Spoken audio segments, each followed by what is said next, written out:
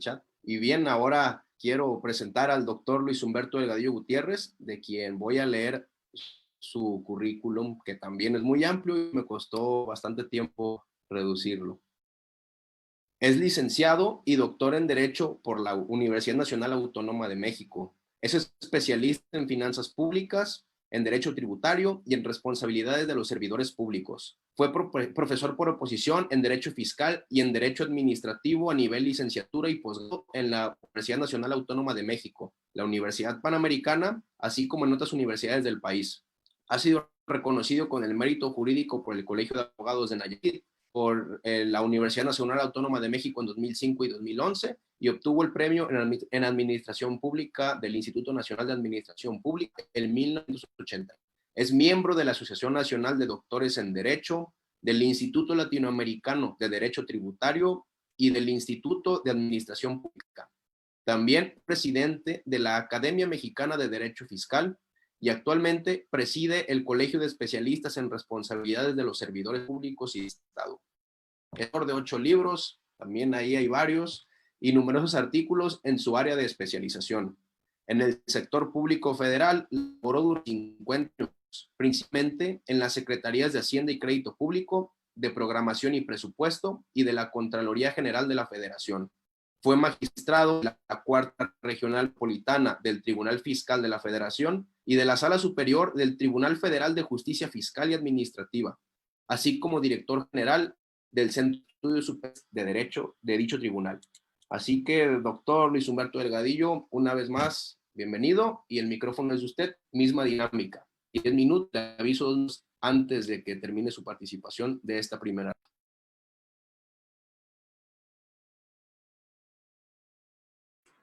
Bueno, yo creo que ahora sí ya funciona el micrófono. Muy buenas tardes a todos. Muchas gracias, Alfredo, por esta invitación que me honra, me saca de ese letargo, además de estos 3 meses encerrado, bien custodiado por una señora que por ahí anda. Y me da la oportunidad de ver y convivir con grandes amigos, muy entrañables amigos. Compartir además el micrófono con Luis José, que es un gran amigo. Es más, me voy un poco más allá.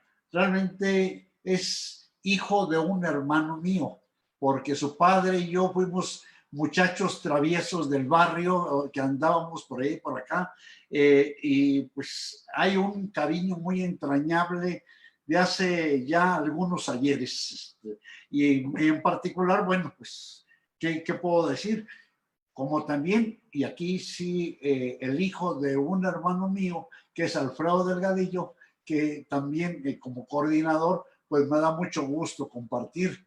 Y cierro este agradecimiento, pues compartir con mi compadre Lucero, que es coautor, compañero del magistrado del Tribunal Fiscal, y pues compañero de un montonal de vivencias, básicamente intelectuales, porque es muy serio, es muy calmado mi compadre Lucero. Pero bueno, esta vivencia me resulta muy importante, y el estar con un tema de hablar de la supletoriedad del derecho administrativo con alguien que ha escrito en relación a ello, pues me hace necesario nada más puntualizar algunos aspectos que creo que es fundamental. Si hablamos de la supletoriedad del derecho civil, respecto del derecho administrativo, tenemos que considerar el tiempo de vida de uno y de otro.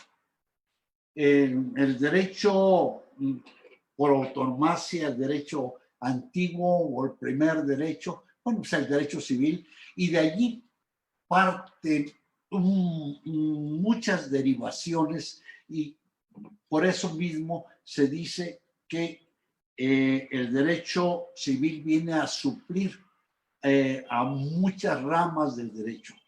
La realidad es que son dos aspectos que es importante señalar. El derecho administrativo necesita apoyarse, integrarse con una serie de principios, elementos, bases que vienen, pero no del derecho civil. Las tiene el derecho civil porque se ha apropiado de ellas. El derecho civil ha tomado de la teoría general del derecho un gran número de disposiciones. Y entonces, por eso luego se dice que el derecho civil viene a suplir algunas otras ramas del derecho que son más nuevas. Por la realidad es que son disposiciones de la teoría general del derecho que se ha apropiado el derecho civil. Entonces, sí es cierto que en muchos aspectos el derecho civil viene a suplir elementos, situaciones que regula el derecho administrativo por una razón que es muy explicable. Cuando nace los primeros movimientos para buscar la defensa de los derechos de los particulares, de tal forma que se le viera a los individuos como sujetos de derecho, no como objetos del derecho, nos encontramos que tuvieron que aplicarse una serie de disposiciones que existían en ese tiempo, pero adaptadas a las condiciones diferentes que se daban cuando había una diferencia de sujetos. Sucede que en las relaciones que se da entre el poder público y el gobernado, nos encontramos una situación de subordinación y por eso mismo era necesario hacer algunos ajustes a la normatividad existente anteriormente para adaptarla a la situación de supraordinación que se daba cuando se trataba de regular este tipo de relaciones. Entonces, de esta forma, fue necesario, con la aplicación de las disposiciones de la teoría general del derecho, de los principios en general del derecho, hacer la adaptación para crear un nuevo derecho. Y si nosotros vemos la antigüedad, decía Luis José hace un momento en su participación, tiene poco más de 100 años de haberse ya estructurado como una disciplina el derecho administrativo, que aunque decimos que es el único derecho que tiene acta de nacimiento, ya que es la Declaración de los Derechos del Hombre, de donde se desprende el derecho administrativo, realmente tardó mucho tiempo para estructurarse y fueron los juzgadores los que a través de la jurisprudencia fueron adecuando las disposiciones para la regulación que procedía en el caso de estas relaciones de supraordinación. De esta manera podemos nosotros ver que las disposiciones del derecho administrativo hacen el señalamiento de que en lo que sea necesario integrar se suplirá con las disposiciones del derecho civil o del Código de Procedimientos Civiles, o ha llegado a señalarse el Código de Procedimientos Penales, dependiendo de la materia que se trata. Si nosotros recordamos, en la primera ley de responsabilidades de los servidores públicos, en el artículo 45 de aquella ley, se decía que sería supletorio el Código Federal de Procedimientos Penales, porque en aquella época se consideraba que la parte relativa a las sanciones era una materia de carácter penal, y entonces era el Código de Procedimientos Penales y el Código Penal lo que venía a suplir las deficiencias que estuviera en esa regulación. Por fortuna, esa disposición cambió y ya en la posterior ley federal de responsabilidades ya se establece la supletoriedad del Código Federal de Procedimientos Civiles. Esto nos lleva a lo siguiente.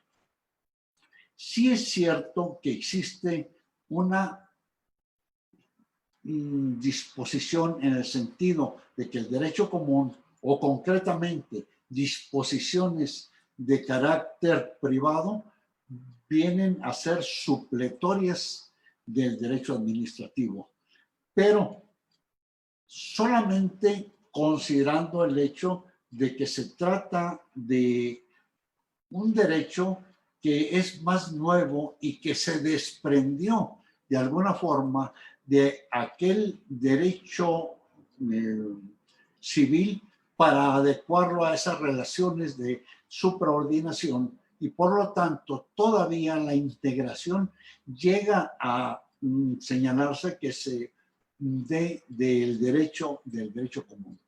Sin embargo, no podemos olvidar que la supletoriedad se da en función de los principios generales del derecho, y que el propio derecho civil ha tomado muchas disposiciones de la teoría general del derecho, y por eso mismo se llega a señalar que el derecho civil en general es supletorio del derecho administrativo. Y es que si nosotros vemos las diferentes disposiciones, diferentes leyes que nos señalan que el derecho común va a suplir a estas otras disposiciones. Hay un señalamiento final que hacía el doctor Luis José, que es muy importante: la naturaleza, las características que tiene la Ley Federal de Procedimiento Administrativo, que se planteó como primer punto que ella iba a ser la supletoria de todas las disposiciones administrativas, que todos los procedimientos administrativos tendrían que ser regulados de acuerdo con lo que estableciera la Ley Federal de Procedimiento Administrativo, y aquellas leyes que en particular tuvieran alguna disposición especial, realmente se iban a guiar por lo que estableciera la Ley Federal de Procedimiento Administrativo. Por eso el principio era que esta Ley Federal de Procedimiento Administrativo sería una ley marco, y finalmente se encontraron que de cualquier forma iba a resultar necesaria la supletoriedad en el aspecto general, pero se dice supletoriedad de la Ley Federal de Procedimiento Administrativo. Realmente, yo insisto, se trata de una supletoriedad de los principios generales del derecho, o una supletoriedad realmente de la teoría general del derecho. Esto nos lleva entonces, en este caso, a señalar que el derecho común en el derecho privado es un aspecto muy diferente del derecho común en el derecho administrativo. Si el derecho administrativo se significa como un derecho común del derecho público, entonces nos encontramos con que tiene sus propios principios, y de ese derecho general es de donde se derivan todas las regulaciones que deben de ser aplicables finalmente en el derecho administrativo. Pero la explicación sintética que yo daría en este caso sería en el sentido de que lo que se refiere a la supletoriedad del derecho civil en nuestro sistema, simplemente es la explicación de el hecho de que el derecho común o el derecho civil, pues es el primer derecho que toma todos los principios generales del derecho, y el derecho administrativo, pues es un derecho realmente muy nuevo que tuvo que adaptarse y crear su propio sistema, como lo tenemos ahora en esa, lo que podríamos ya llamar, como Agustín Gordillo lo hace, una teoría general del derecho administrativo. Y ahí en esa teoría general del derecho administrativo es donde encontramos los principios generales del derecho administrativo. De esa manera, yo creo que procede la aplicación supletoria, claro, en los términos que lo establece las propias leyes de carácter administrativo. Básicamente es el planteamiento de mi parte, Alfredo. Qué buena presentación, doctor Delgadillo. Afortunadamente tenemos otra ronda.